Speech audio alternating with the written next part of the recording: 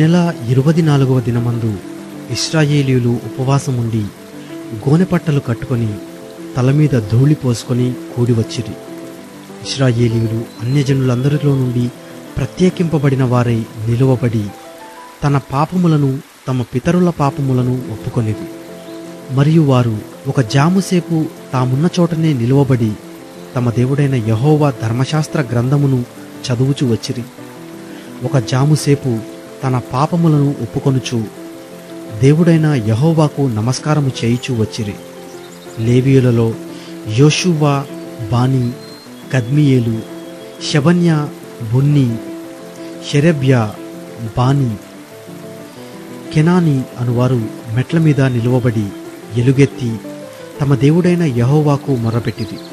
అప్పుడు లేవీయులైన యేషువ, కద్మియేలు, బానీ, యెషబ్నేయ, షెరెబ్యా, హోదీయా, షెబన్యా, పెతహాయ అనువారు నిలువబడి నిరంతరము మీకు దేవుడైన యెహోవాను స్తుతించుడని చెప్పి ఇలాగూ స్తోత్రము చేసిరి.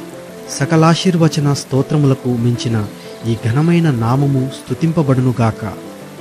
నీవే అద్వితీయుడవైన యెహోవా, నీవే ఆకాశమును, మహాకాశములను, వాటి సైన్యమును, భూమిని, దానిలో ఉండునది అంతటినీ, సముద్రములను, వాటిలో ఉండునది అంతటినీ సృజించి వాటినన్నిటినీ కాపాడువాడవు. ఆకాశ సైన్యమంతయు నీకే నమస్కారము చేయుచున్నది.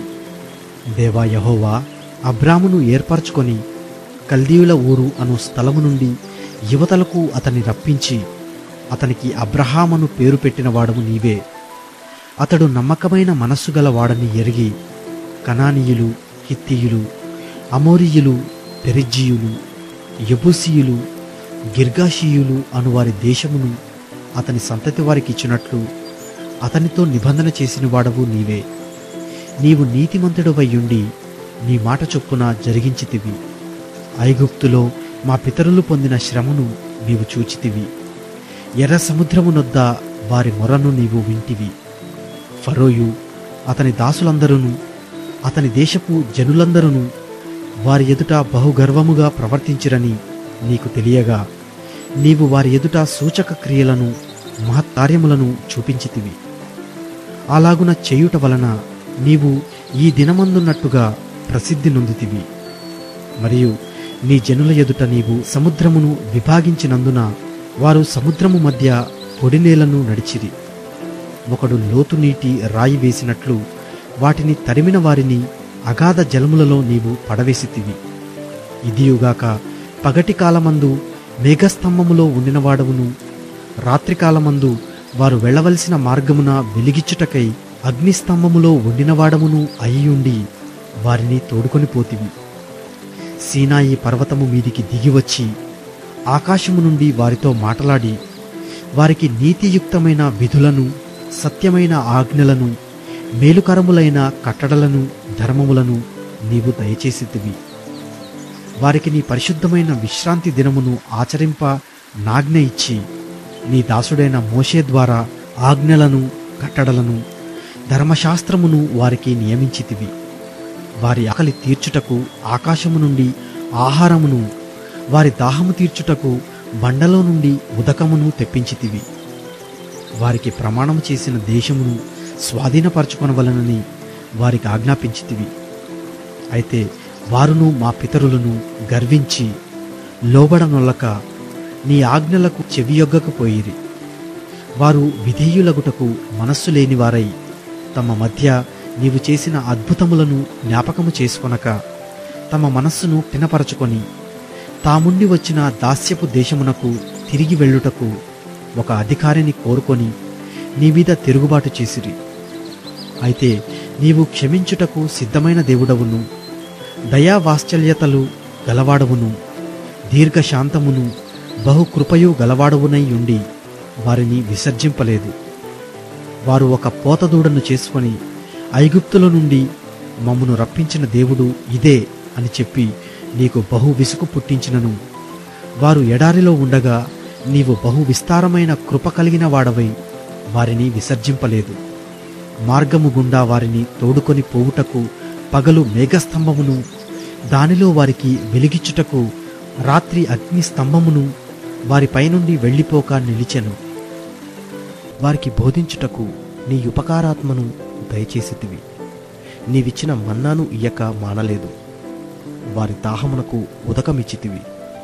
నిజముగా అరణ్యములో ఏమీయూ తక్కువ కాకుండా 40 సంవత్సరములు వారిని పోషించితివి. వారి వస్త్రములు పాతగిలిపోలేదు, వారి కాళ్లకు వాపు రాలేదు. ఇదియుగాక రాజ్యములను జనములను వారికి అప్పగించి వారికి సరిహద్దులు ఏర్పరిచితివి గనుక వారు సీహోను అను హెబ్షోను రాజు యొక్క దేశమును, బాషానునకు రాజైన ఓగు యొక్క దేశమును స్వతంత్రించుకొనిరి. వారి సంతతిని ఆకాశపు నక్షత్రములంత విస్తారముగా చేసి ప్రవేశించి స్వతంత్రించుకొనున్నట్లు వారి పితరులకు నీవు వాగ్దానము చేసిన దేశంలోనికి వారిని రప్పింపగా ఆ సంతతి వారు ప్రవేశించి ఆ దేశమును స్వతంత్రించుకొనిరి. నీవు కనానీయులను ఆ దేశవాసులను జయించి తమకు మనస్సు వచ్చినట్లు చేయుటకు వారి రాజులను ఆ దేశ జనులను వారి చేతికి అప్పగించితివి. అప్పుడు వారు ప్రాకారములు గల పట్టణములను, ఫలవంతమైన భూమిని స్వాధీనపరచుకొని సకలమైన పదార్థములతో నిండియున్న ఇండ్లను, త్రవ్విన బావులను, ద్రాక్ష తోటలను, ఒలీవ తోటలను, బహువిస్తారముగా ఫలించు చెట్లను వశపరచుకొనిరి. అలాగున వారు తిని తృప్తి పొంది మదించి నీ మహోపకారమును బట్టి బహుగా సంతోషించిరి. అయినను వారు అవిధేయులై నీ మీద తిరుగుబాటు చేసి నీ ధర్మశాస్త్రమును లక్ష్యపెట్టక త్రోసివేసి నీ తట్టు తిరుగువలనని తమకు ప్రకటన చేసిన నీ ప్రవక్తలను చంపి నీకు బహుగా విసుగు పుట్టించిరి. అందుచేత నీవు వారిని వారి శత్రువుల చేతికి అప్పగించితివి. ఆ శత్రువులు వారిని బంధింపగా శ్రమకాలమందు వారు నీకు మొరపెట్టినప్పుడు ఆకాశమందుండు నీవు ఆలకించి వారి శత్రువుల చేతిలో నుండి వారిని తప్పించుటకై నీ కృపా సంపత్తిని బట్టి వారికి రక్షకులను దయచేసితివి. వారు నెమ్మది పొందిన తరువాత నీ ఎదుట మరలా ద్రోహులు కాగా నీవు వారిని వారి శత్రువుల చేతికి అప్పగించితివి. వీరు వారి మీద అధికారము చేసిరి. వారు తిరిగి వచ్చి నీకు మొరపెట్టినప్పుడు ఆకాశమందుండు నీవు ఆలకించి నీ కృప చొప్పున అనేక మారులు వారిని విడిపించితివి. నీ ఆజ్ఞలను విధులను ఒకడు ఆచరించిన ఎడల వాటి వలన వాడు బ్రతుకును గదా. వారు మరలా నీ ధర్మశాస్త్రముననుసరించి నడుచున్నట్లు నీవు వారి మీద సాక్ష్యము పలికినను వారు గర్వించి నీ ఆజ్ఞలకు లోబడక నీ విధుల విషయములో పాపులై నిన్ను తిరస్కరించి తమ మనస్సును కఠినపరచుకొని నీ మాట వినకపోయిరి.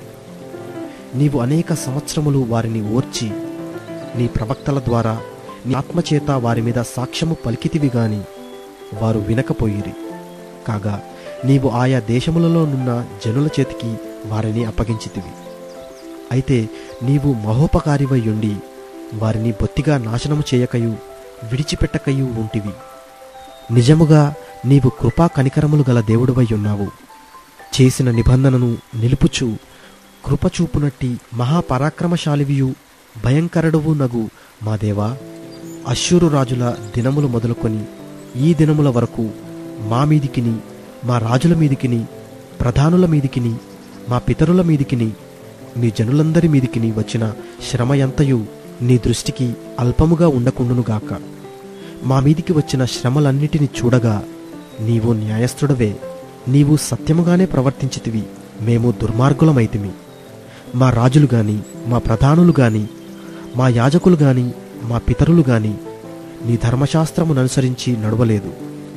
నీవు వారి మీద పలికిన సాక్ష్యములనైనను నీ ఆజ్ఞలనైనను వారు వినకపోయిరి. వారు తమ రాజ్య పరిపాలన కాలమందు నీవు తమ ఎడల చూపించిన గొప్ప ఉపకారములను తలంచక నీవు వారికిచ్చిన విస్తారమగు ఫలవంతమైన భూమిని అనుభవించియుండియు నిన్ను సేవింపకపోయిరి. తమ చెడు నడతలు విడిచి మారుమనసు పొందరైరి. చిత్తగించుము, నేడు మేము దాస్యములో ఉన్నాము. దాని ఫలమును, దాని సమృద్ధిని అనుభవించున్నట్లు నీవు మా పితరులకు దయచేసిన భూమి అందు మేము దాసులమై ఉన్నాము. మా పాపములను బట్టి నీవు మా మీద నియమించిన రాజులకు అది అతి విస్తారముగా ఫలమిచ్చుచున్నది.